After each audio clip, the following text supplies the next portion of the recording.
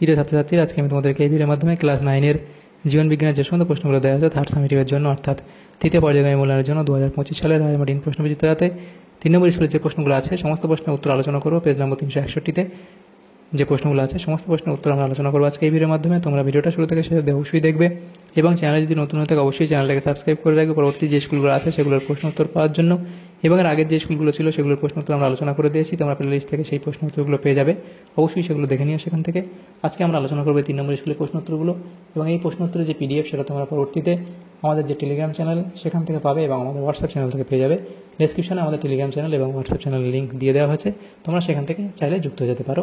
তো এখানে বিভাগ কয়ের মধ্যে যে প্রশ্নগুলো আছে একের দাগে এমসিকিউ টাইপ প্রশ্ন, সঠিক উত্তরটি নির্বাচন করে পূর্ণ বাক্যে উত্তর দাও। তো এখানে 15টা প্রশ্ন আছে, 1 নম্বর করে 15 নম্বর দেওয়া হয়েছে। একের দাগের প্রশ্ন, প্রদত্ত কোনটি কন্ড্রিকথিস শ্রেণীর বৈশিষ্ট্য নয়? তাহলে সেটা এখানে তোমাদের হবে অপশান ডি অর্থাৎ পটকা। এরপরে কোন পর্বের প্রাণীর জীবনচক্রে পলিপ ও মেডুসা দশা দেখা যায়? তাহলে সেটা হবে নিডারিয়া অপশান বি। এরপরে আছে দ্বিপদ নামকরণের প্রবক্তা হলেন লিনিয়াস অপশান ডি। কোষের প্রোটিন ফ্যাক্টরি কাকে বলা হয়?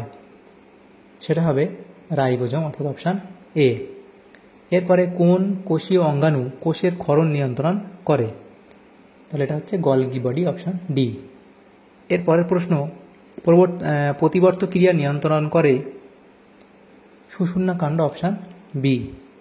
এরপরে আছে ক্লোরোফিল গঠনে সাহায্যকারী খনিজ মৌলটি হলো, ক্লোরোফিল গঠনে সাহায্যকারী খনিজ মৌলটি হলো, তাহলে সেটা কোনটা? অপশান এ অর্থাৎ ম্যাগনেসিয়াম। বাম অলিন্দ ও বাম নিলয়ের সংযোগস্থলে অবস্থিত কপাটিকাটির নাম হলো, বাম অলিন্দ ও বাম নিলয়ের সংযোগস্থলে অবস্থিত কপাটিকাটির নাম হলো, তাহলে কি হবে? অপশান সি অর্থাৎ বাইকাসপিড কপাটিকা। এরপরে প্রদত্ত কোনটি উদ্ভিদের নাইট্রোজেন ঘটিত রেচন পদার্থ? তাহলে সেটা হচ্ছে কি মরফিন অপশান এ। কোন রোগে দেহের স্বাভাবিক ইমিউনিটি নষ্ট হয়ে দেহের স্বাভাবিক ইমিউনিটি নষ্ট হয়ে যায়? সেটা অপশান ডি অর্থাৎ AIDS। এরপরের প্রশ্ন, কোন ভ্যাকসিন মুখ দিয়ে গ্রহণ করা হয়? সেটা তোমরা জানো, সেটা হচ্ছে অপশান বি অর্থাৎ পোলিও। প্রদত্ত কোনটি সায়ানোব্যাকটেরিয়া নয়? প্রদত্ত কোনটি সায়ানোব্যাকটেরিয়া নয়? সেটা হবে VAM অর্থাৎ অপশান এ। প্রদত্ত কোন শৈবালকে প্রোটিনযুক্ত খাদ্য হিসেবে ব্যবহার করা হয়? Chlorella option C. এরপরে আছে প্রদত্ত কোনটি মরুজ উদ্ভিদ? তাহলে প্রদত্ত কোনটি মরুজ উদ্ভিদ? সেটা হবে ফণিমনসা অপশান ডি। এরপরে যে প্রশ্ন আছে দেখো 15 দাগের প্রশ্ন, পুনঃস্থাপন অযোগ্য প্রাকৃতিক সম্পদ কোনটি? তাহলে সেটা হচ্ছে কি অপশান সি অর্থাৎ প্রাকৃতিক গ্যাস। তাহলে এখানে যেগুলো হলো প্রশ্ন ছিল এমসিকিউ টাইপ প্রশ্ন সেগুলো হলো। এর পরের প্রশ্নগুলো কি আছে দেখো বিভাগ খ, সেখানে আমাদের বলা আছে 21টা প্রশ্ন আছে, 1 নম্বর করে দেওয়া হয়েছে। নিচের 26টি প্রশ্নের মধ্যে 21টি প্রশ্নের নির্দেশ অনুসারে উত্তর দাও, 2 দাগে 1 কথা উত্তর দাও, যে কোনো 6টি। প্রথম প্রশ্ন, একটি উপচিতি বিভাগের নাম লেখো। একটি উপচিতি বিভাগের নাম লেখো। তাহলে একটি উপচিতি বিভাগ কি তোমরা লিখবে? সেটা লিখবে সালোক সংশ্লেষ। সালোক সংশ্লেষ। তাহলে একটি উপচিতি বিভাগ হলো কি সালোক সংশ্লেষ।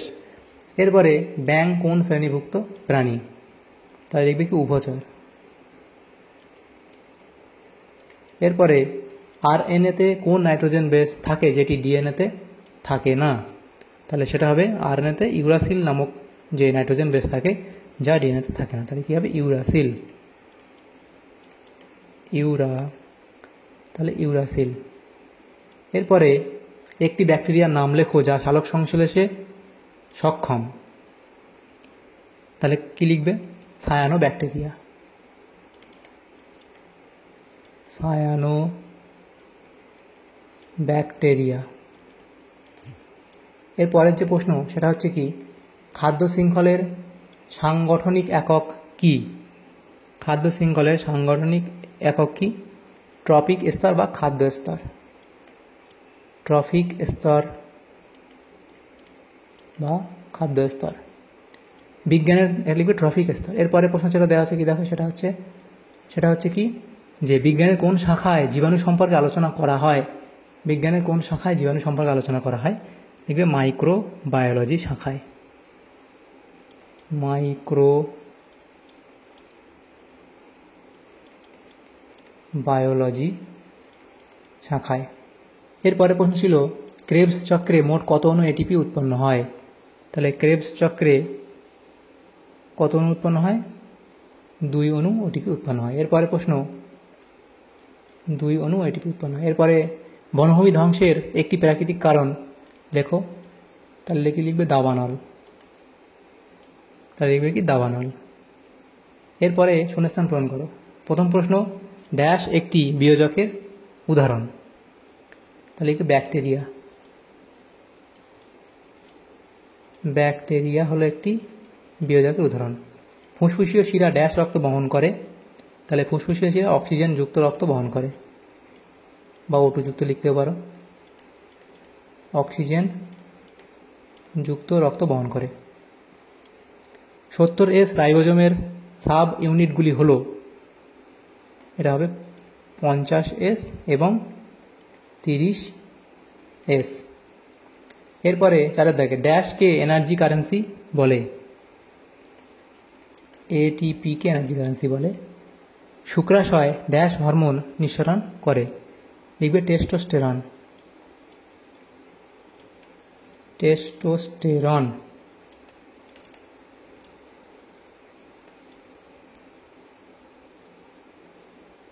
ড্যাশ রোগটি লগজ নামে পরিচিত। তাহলে লিখবে টিটেনাস। টিটেনাস রোগটি লগজ নামে পরিচিত। তাহলে এগুলো হলো। এরপরে যে 4 দাগের প্রশ্নগুলো আছে সেখানে আছে প্রদত্ত বিবৃতিগুলি সত্য না মিথ্যা নিরূপণ করো। প্রথম যে প্রশ্ন, পক্ষী শ্রেণীর একটি বৈশিষ্ট্য হলো সমগ্র দেহ রোম দ্বারা আচ্ছাদিত। এটা ভুল বলা হয়েছে। আয়রনের অভাবে গলগণ্ড রোগ হয়, এটাও এখানে ভুল বলা হয়েছে।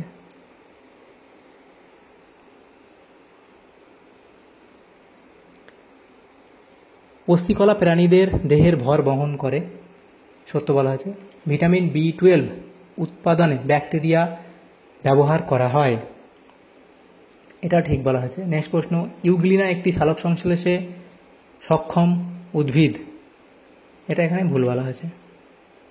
পরের প্রশ্ন, 10% সূত্রের প্রবক্তা হলেন বিজ্ঞানী হেকেল, এটাও এখানে ভুল বলা হয়েছে।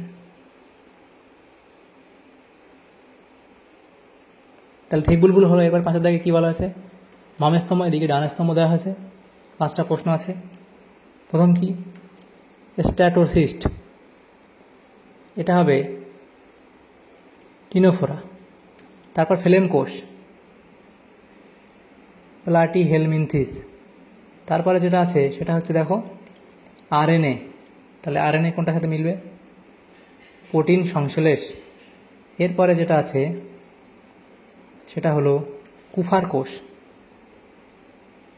এটা হবে রোগ জীবাণু ধ্বংস। তারপরে যেটা সেটা হলো প্লাজমা, সেটা হবে অপশান সি অর্থাৎ অ্যান্টিবডি। এরপরে লাস্ট যেটা আছে রিকেট, তাহলে সেটা হবে ভিটামিন ডি। এভাবে তোমরা বাংলা ডান্স মিলিয়ে নেবে। এরপর বিভাগ গত যে প্রশ্নগুলো দেখো 6 দাগে নিচের প্রশ্নগুলি সংক্ষিপ্ত উত্তর দাও। যে কোনো 12টা প্রশ্ন 2 নম্বর করে 24 নম্বর দেওয়া হয়েছে। নেক্সট আলোচনা করবে এগুলো। তো প্রথম যেটা আছে দেখো প্রথম প্রশ্ন কি একবীজপত্রী উদ্ভিদ, একবীজপত্রী উদ্ভিদ দুটি বৈশিষ্ট্য লেখো। প্রথম প্রশ্ন একবীজপত্রী উদ্ভিদের দুটি বৈশিষ্ট্য লেখো। তাহলে বীজপত্র, মূল, কাণ্ড, পাতার শিরাবিন্যাস, এগুলো তো 4টা দেওয়া আছে, দুটো লিখলেই হবে। ব্যক্তবীজী ও গুপ্তবীজী উদ্ভিদের মধ্যে দুটি পার্থক্য উল্লেখ করো। ব্যক্তবীজী গুপ্তবীজীর মধ্যে দুটি পার্থক্য 4টা দেওয়া আছে, যেগুলো দুটো লিখবে। যোগ কোন পরভুক্ত প্রাণী, অ্যানেলিডা, এই পর্বের একটি বৈশিষ্ট্য লেখো, সেটা লিখে দেবে। পরের প্রশ্ন থাকো 4 দাগে বলা আছে কি ভিটামিন এ এর রাসায়নিক নাম কি লিখবে এবং এর যে অভাবে কি হয়, রাতকানা রোগ হয়, এবং ভিটামিন এ এর রাসায়নিক রেটিনল। এরপরে কোন কোষ অঙ্গাণু প্রাণী কোষ বিভাজনকালে বেম গঠন করে, অক্সিজেন দানা কোথায় থাকে। প্রোক্যারিওটিক কোষ ও ইউক্যারিওটিক কোষে দুটি প্রধান গঠনগত পার্থক্য লেখো। তাহলে দুটো পার্থক্য এখানে দেওয়া আছে, লিখে নেবে। এরপরে প্রশ্ন, প্লীহার দুটি কাজ উল্লেখ করো। 3টে কাজ দেওয়া আছে, যেগুলো দুটো লিখবে। তারপর দেখো সালোক সংশ্লেষের দুটি তাৎপর্য লেখো। খাদ্য উৎপাদন, শক্তির উৎস। উদ্ভিদ দেহে অভিস্রবণের গুরুত্বগুলি আলোচনা করো। তাহলে অভিস্রবণের যে গুরুত্ব সেগুলো তোমরা এখানে দেওয়া আছে, লিখবে। এরপরে মানুষের শ্বাসপেশিগুলির নাম লেখো। তারপরে প্রশ্ন দেখো শ্বেত রক্তকণিকার দুটি কাজ লেখো। শ্বেত রক্তকণিকার 3টি কাজ লিখেছি, 2টো কাজ লিখলেই হবে। এরপরে দুটি আদ্য প্রাণী ঘটিত রোগের উদাহরণ দাও, তাহলে সেটা লিখবে। এরপরে যক্ষা রোগের জীবাণুর নাম লেখো। ওই এই রোগের প্রতিষেধক হিসেবে কোন ভ্যাকসিন দেওয়া হয় লিখে নেবে। এরপরে প্রশ্ন, মাটিতে বসবাসকারী দুটি স্বাধীনজীবী ব্যাকটেরিয়ার নাম লেখো যারা বায়ু থেকে সরাসরি নাইট্রোজেন শোষণ করে মাটিতে আবদ্ধ করে, সেটা লিখবে। দুটি অন্তঃপরজীবীর উদাহরণ দাও। দুটি জীবাশ্ম জ্বালানির নাম লেখো, সেটা লিখবে। এরপরে আছে কি, খাদ্য শৃঙ্খল কাকে বলে এবং উদাহরণ দেবে। এরপরে বিভাগ ঘ যে প্রশ্নগুলো আছে দেখো, এখানে 5 নম্বর করে দেওয়া, প্রত্যেকটা প্রশ্ন 6টা প্রশ্ন আছে, 30 নম্বর দেওয়া হয়েছে। সাথে দাগের প্রশ্ন, নিচের প্রশ্নগুলির উত্তর দাও, বিকল্প প্রশ্নগুলি লক্ষণীয়, এগুলো আমরা নেক্সট পেজে আলোচনা করব। তো প্রথম যে প্রশ্ন ছিল কি, মানব হৃৎপিণ্ডের লম্বচ্ছেদের চিত্র অঙ্কন করে নিম্নলিখিত অংশগুলি চিহ্নিত করো। তো প্রথম যে আছে কি, ডান নিলয়, তাহলে এটা হচ্ছে প্রথমটার, একের দাগের প্রশ্নটার। তাহলে কি বলা আছে প্রথম যেটা, ডান নিলয়। তাহলে ডান নিলয় এটা হলো আমাদের এ। বি হচ্ছে কি, পালমোনারি কপাটিকা, তাহলে এটা হবে বি। এরপর মহাধমনী, তাহলে সেটা হচ্ছে কোথায়, এটা হলো সি। তারপর বাম অলিন্দ, এটা হলো ডি। তাহলে এই চারটে যেটা আছে এ বি সি ডি, এগুলো তোমাদের দাগ দিলেই হবে, বাকি দেওয়া আছে, তোমরা এখানে কিন্তু এই চারটে অপশান দাগালেই হবে, চারটে অপশান মার্ক করলেই হবে। এরপর অর্থাৎ প্রশ্ন ছিল, নেফ্রনের চিত্র অঙ্কন করে নিম্নলিখিত অংশগুলি চিহ্নিত করো। গ্লোমেরুলাস, তাহলে গ্লোমেরুলাস এখানে তোমরা পয়েন্ট করবে কি, এই যে হচ্ছে গ্লোমেরুলাস, তাহলে এটা হলো এ। বি হচ্ছে কি, বাউম্যানস ক্যাপসুল, তাহলে এটা হলো বি। তারপর আছে হেনলির লুপ, তাহলে হেনলির লুপ তোমরা এটা লিখবে যে এটা হচ্ছে সি। ডি হচ্ছে সংগ্রাহী নালিকা, তাহলে এটা লিখবে ডি, সংগ্রাহী নালিকা। তাহলে এভাবে তোমরা ABCD চারটে দাগ দিলে হয়ে যাবে।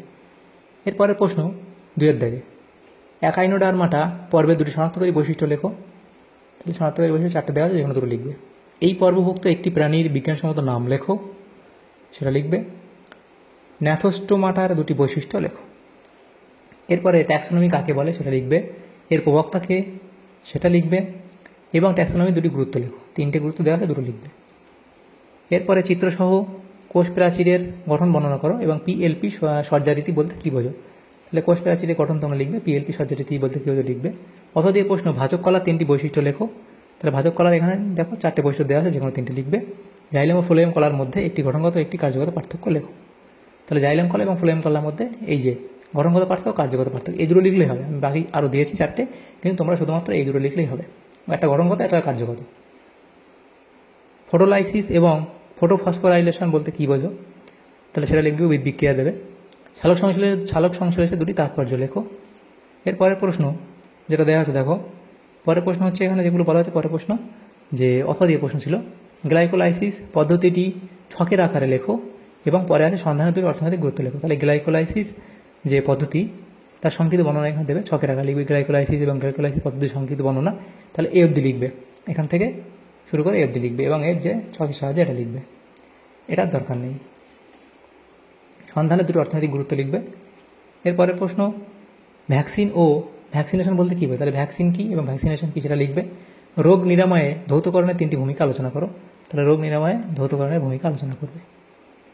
এরপরে আছে অথবা দিয়ে প্রশ্ন, ডেঙ্গি রোগের 3টি উপসর্গ লেখো। এখানে দেখো 5টা উপসর্গ লেখা আছে, 3টি লিখলেই হবে। এবং সংক্রমণ পদ্ধতি আলোচনা করো, তাহলে সংক্রমণ পদ্ধতি আলোচনা করবে। 6 দাগের প্রশ্ন, সৌরবিদ্যুৎ ব্যবহারের 3টি সুবিধা ও 2টি অসুবিধা লেখো। তাহলে সৌরবিদ্যুৎ ব্যবহারের যে সুবিধা এবং অসুবিধা দুটো লিখবে। এরপরে অথবা দিয়ে প্রশ্ন ছিল, নাটালিটি ও মর্টালিটির মধ্যে 2টি পার্থক্য লেখো। এখানে আমরা 5টা পার্থক্য দিয়েছি, যেকোনো 2টো লিখলেই হবে। পরজীবিতা বলতে কী বোঝো, তাহলে পরজীবিতা কী বলে, পরজীবিতা কী তোমরা উদাহরণ দিয়ে ব্যাখ্যা করবে, সেটা লিখবে। আরও একটা তোমরা উদাহরণ দিয়ে ব্যাখ্যা করবে। এখানে বলা যায় পরজীবিতা বলতে কী বোঝো, উদাহরণ সহ ব্যাখ্যা করো। দুটো উদাহরণ দিয়ে এখানে ব্যাখ্যা করে দেওয়া যায়। একটা পরজীবী দেখো, গোলকৃমি বা ফিদাকৃমি, পোশাক মানুষ, এবং পরজীবী হচ্ছে উকুন। এই আরেকটি উদাহরণ দেওয়া আছে, উকুন, পরজীবী হচ্ছে উকুন এবং পোশাক হচ্ছে মানুষ বা অন্যান্য প্রাণী। তাহলে এই দুটো উদাহরণ তোমরা দিতে পারো, একটা দিলেও হবে। তাহলে আমাদের এখানে যে প্রশ্নগুলো ছিল দেখো, ক্লাস 9-এর যে প্রশ্নগুলো ছিল ভূগোলের না, জীবন বিজ্ঞানের যে প্রশ্নগুলো ছিল আমাদের 3 নম্বর স্কুলে 3rd সামেটিভের জন্য, সমস্ত প্রশ্নের উত্তর আমরা আলোচনা করলাম আজকে এই ভিডিওর মাধ্যমে। তোমাদের যদি সমানতম উপকার হিসেবে থাকে ভিডিওটা অবশ্যই লাইক করবে এবং বেশি বেশি করে বন্ধুদের সাথে শেয়ার করবে। এবং পরবর্তী যে স্কুলগুলো আছে সেগুলো প্রশ্ন উত্তর পাওয়ার জন্য অবশ্যই তোমরা আমাদের চ্যানেলটাকে সাবস্ক্রাইব করে রাখবে। Thank you, thanks for watching.